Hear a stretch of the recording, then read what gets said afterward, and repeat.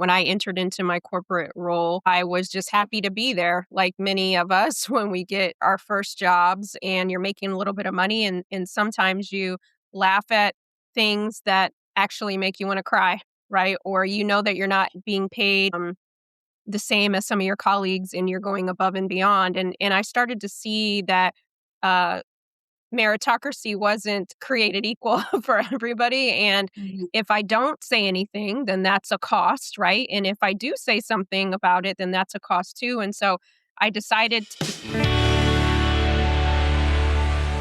Welcome to Evoke Greatness, the podcast for bold leaders and big dreamers who refuse to settle.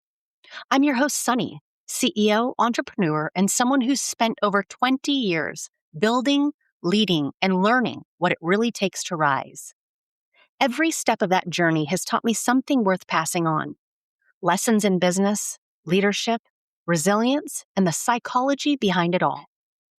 Here, you'll hear raw conversations, unfiltered truths, and the kind of wisdom that ignites something deeper in you, your courage, your conviction, and your calling.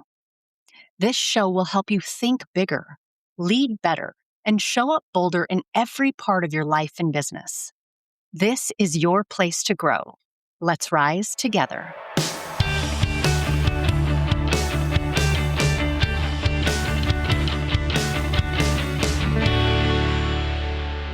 Welcome back to another episode of Evoke Greatness. Today's guest is someone whose voice, work, and leadership have helped shape some of the most important conversations happening in workplaces right now.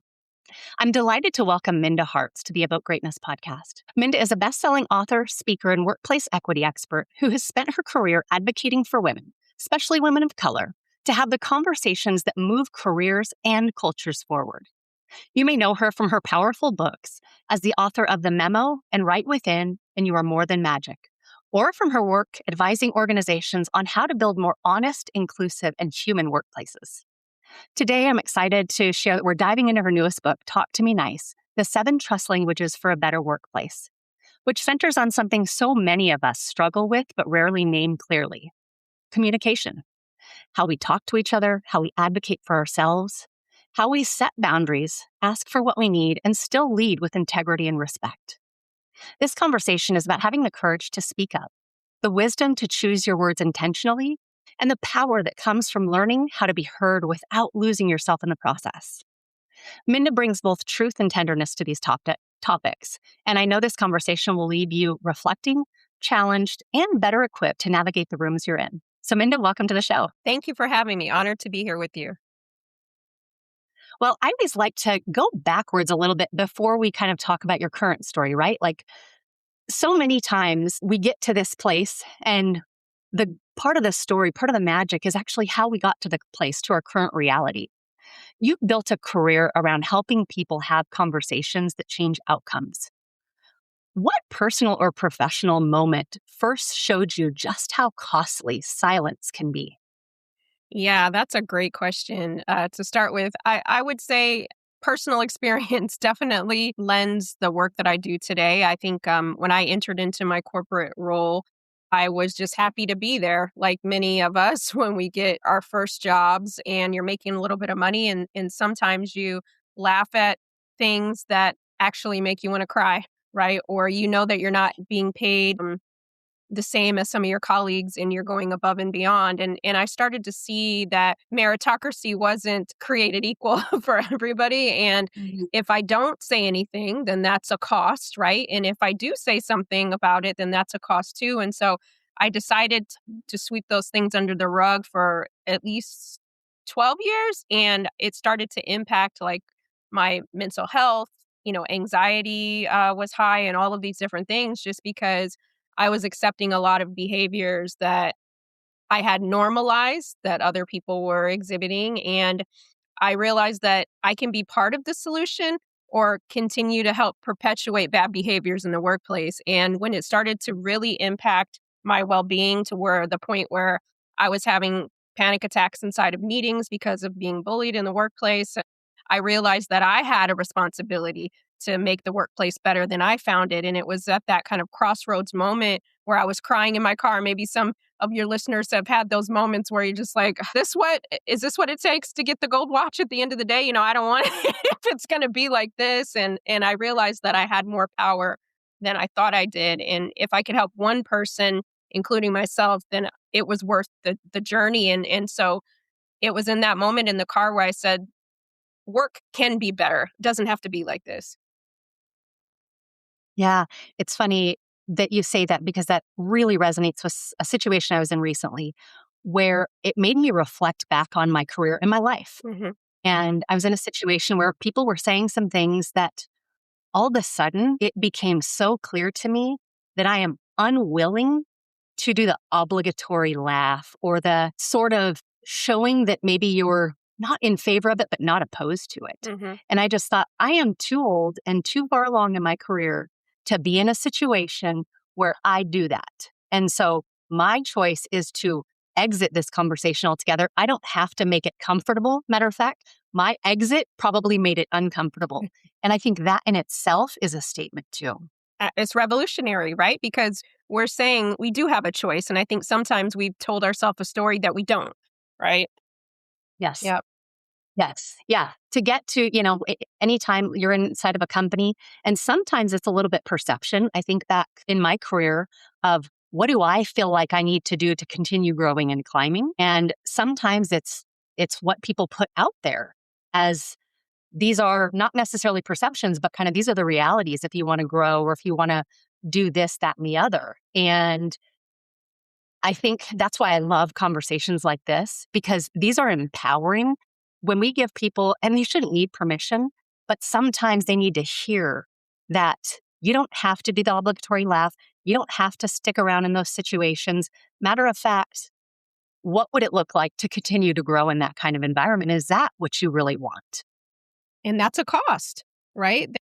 There's a Right? Yes. sacrifice involved in that. And it also signals to other people that you're okay with this, right? And maybe I always say that my voice is tied to someone else's freedom. So if I do the thing that I know is right, it's going to signal to somebody else who's also feeling the same way I'm feeling, right? And giving them permission to say, you know what, I'm glad she did that because now that's how I was feeling too. Yes. Yeah, it almost creates choice inside of a room, Hmm. right? Yep, There is then the opportunity to say, I don't have to just be accepting of this because someone is showing me a path to say that I do have a choice. absolutely. That's powerful. That is powerful. Your new book, Talk to Me Nice, centers on communication with both clarity and self respect, which is obviously already woven into what we're talking about. Why was this message the message that you felt compelled to write about now? Yeah.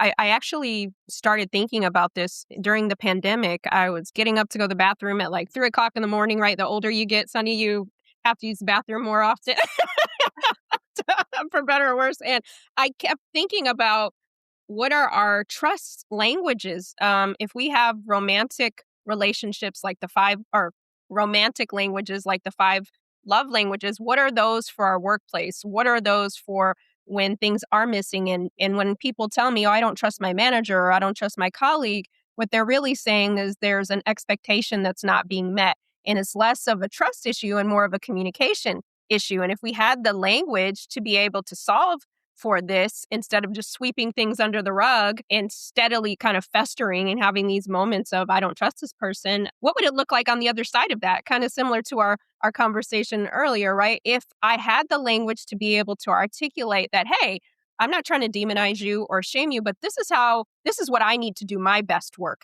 And I think sometimes we don't think we have the power or the agency to be able to tell somebody is, hey, I would trust more if I had a little more transparency, a little more clarity, a little more honesty. And I wanted to give people language for that because at the end of the day, we have nothing without trust, right? No productivity. It's tied to the bottom line. And so I felt like we were trying to solve for other things in the workplace when we needed some foundational aspects to go back and say, you know what, let's get on the same page so then we can be more productive in harmony, right?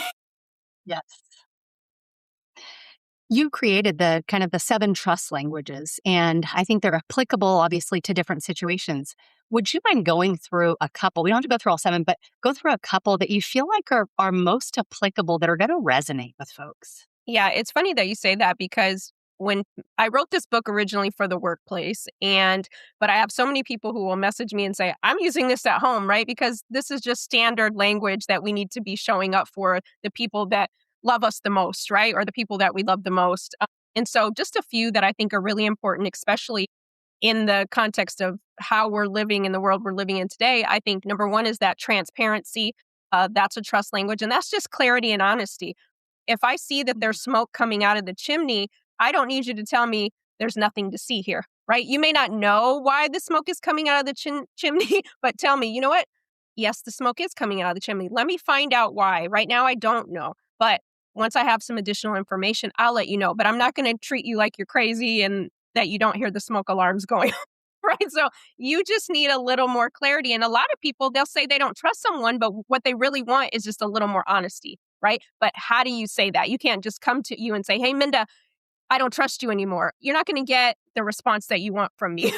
But if we have a better conversation around clarity and honesty, then that's something that can work. I think another trust language that people really need in their toolkit these days is the language of sensitivity. That's being mindful of our behaviors, our words, and our actions. So maybe 6 months ago, that joke might have been okay to say, but today, do I have the right to say that to this group that's in front of me? Do I have the right to, if you are living in Southern California and there's wildfires, for me to tell you, oh, just get to your nearest Starbucks so you can log into the year-end review, right? No, being sensitive is saying, hey, I know I may live in New York. I know there's a lot going on right now. Do you need anything from us?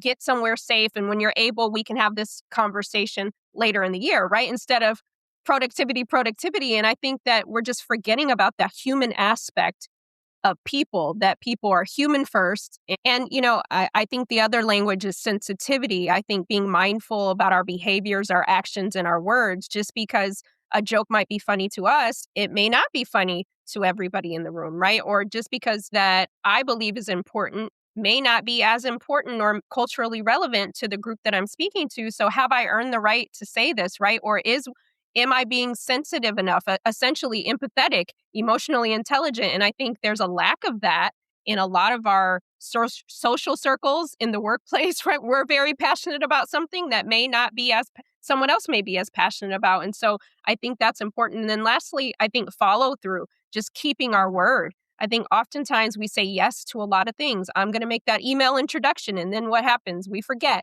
right? Then we offer to do it again. And people are like, I can't trust you because you never do what you say you're going to do.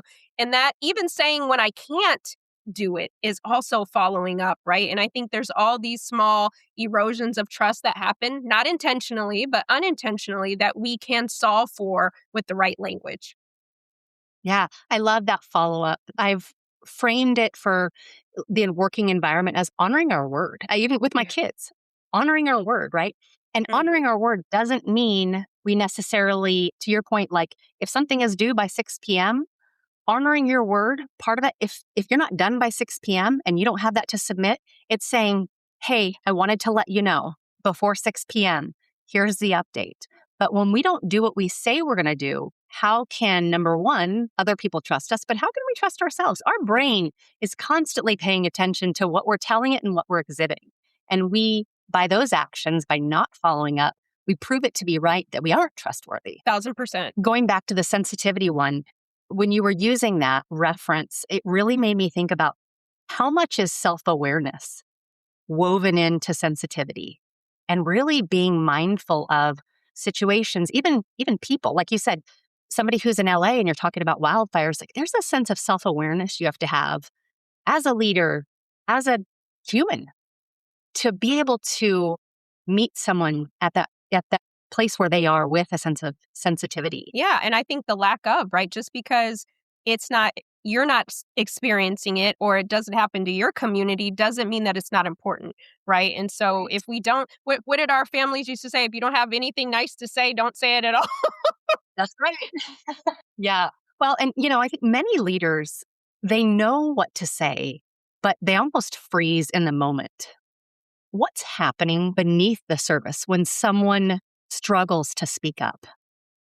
Yeah, I think that's important to note because I think we've all been there, right? We don't, and especially I think in the climate that we live in, you don't want to say the wrong thing. So sometimes you Right. don't say anything at all, right? Or you just hope it goes away. And I think that people want us to be vulnerable. They want us to say, hey, I may not get this right every single time, but I want to make sure that your humanity and dignity is still intact and my integrity is still here, right? So I'm always going to do the right thing. I may not say the right thing all the time, but hopefully I've put enough in the trust bank account that you understand my intentions. You've gotten to know me, and that if I do slip up, in a way, that there's a way to get trust back on the tracks. But I think so many people are just like paralyzed by, am I going to say the wrong thing? Am I going to use the wrong words? And yes, you're human. You're going to do the wrong things, right? But it's how we recover. It's how we demonstrate another trust language, our behavior over time, so that people can say, oh, that was just a one time event, but that's not how Minda typically shows up, right? And so Mhm. giving a little grace as well.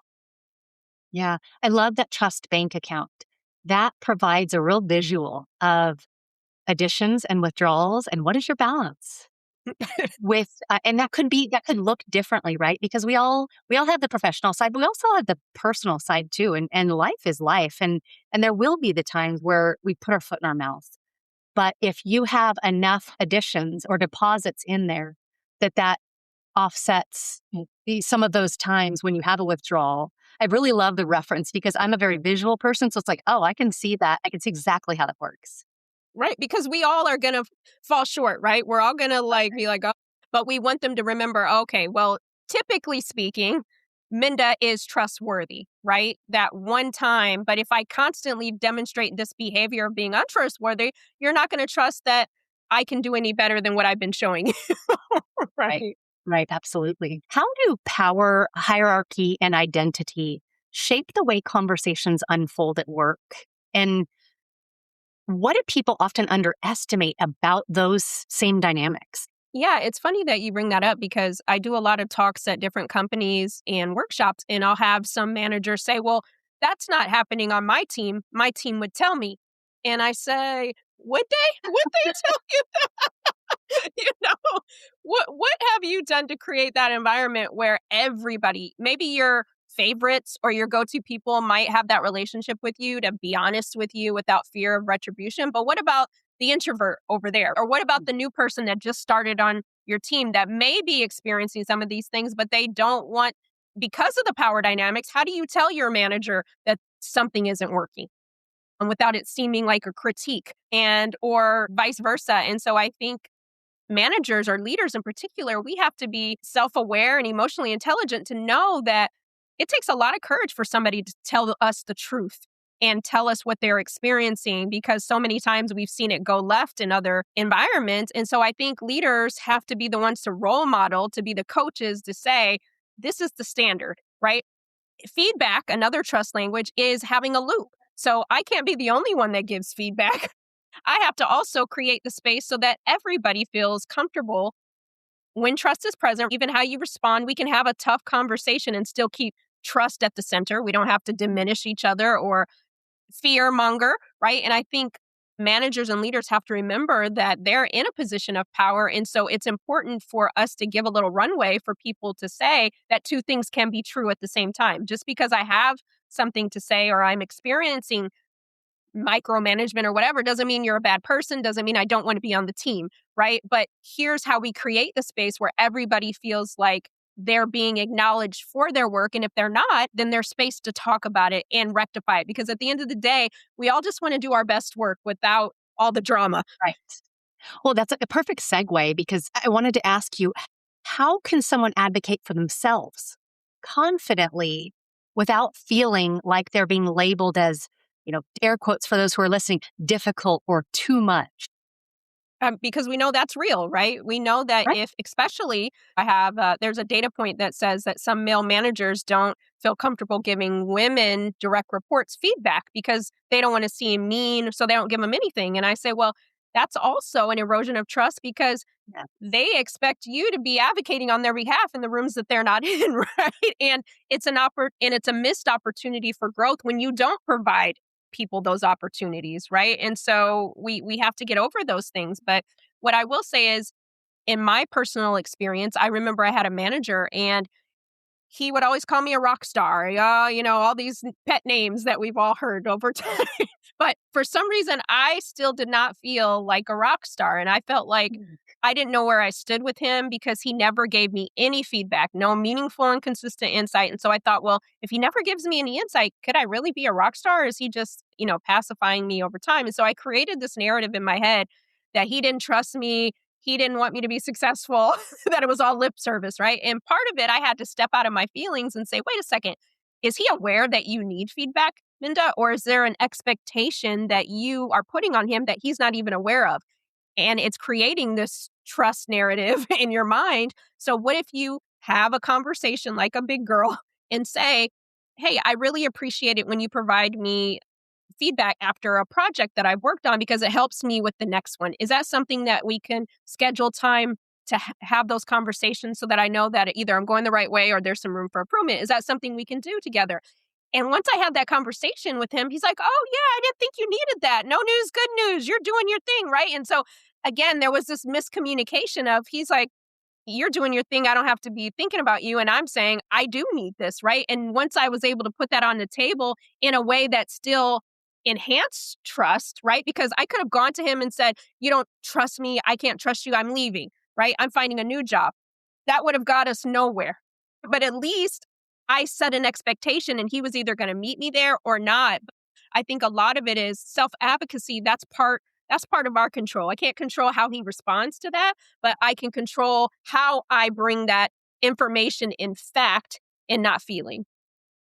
Yeah, absolutely. And I think that probably happens more than we'd care to admit, where there are these kind of perceptions in our mind that until we actually address it and say, hey, asking for the feedback, them recognizing, oh, I didn't think you needed that. And then all of a sudden you like elevate the plane of communication in that relationship in the process. And so that's a really great opportunity. Or conversely, you recognize that this person's like, no, I'm not going to give you, whatever, like kind of worst case scenario, or it doesn't work out. And that's okay too, because again, like the exploration of choice is probably the most important thing. And choice is advocacy for yourself. It absolutely is. And, especially in a climate where it's hard to find a new job or it's a little difficult or maybe it's taking people a little bit longer, you owe it to yourself to have the conversation so you have the information on what to do next, right? Either this is a place for you or it's not, right? But you need to know that because if we fill in the blanks and create the story, it's probably going to be anything worse than it actually is sometimes. Okay, you know the routine. This is where we hit the pause button. If part 1 of this episode made you rethink the cost of staying quiet, then part 2 is where we shift into action. We're getting into the real conversations that most people avoid. How to advocate for yourself without being labeled difficult or too much. How to set boundaries that are clear and actually respected. And how to navigate high-stakes conversations when emotions are high and the pressure is real. Minda also breaks down practical trust languages that you can start using immediately in your leadership, your team, and your life. If you've ever walked out of a conversation thinking, I should have said something, part 2 is going to show you how to do it differently next time. Make sure to join us next week for part 2. If today's episode challenged you, moved you, or lit a fire in your soul, don't keep it to yourself. Share it with someone who's ready to rise in their leadership, their business, and their life. And if you haven't already, I'd be so grateful if you took 30 seconds to rate and review the podcast. It's one of the most powerful ways to support the show and help us reach more bold leaders like you. Because this isn't just a podcast, it's a movement. We're not here to play small. We're here to lead loud and elevate how we think, lead, and execute, one bold and unapologetic step at a time. Until next time, stay bold, stay grounded, and make moves that make mediocre uncomfortable.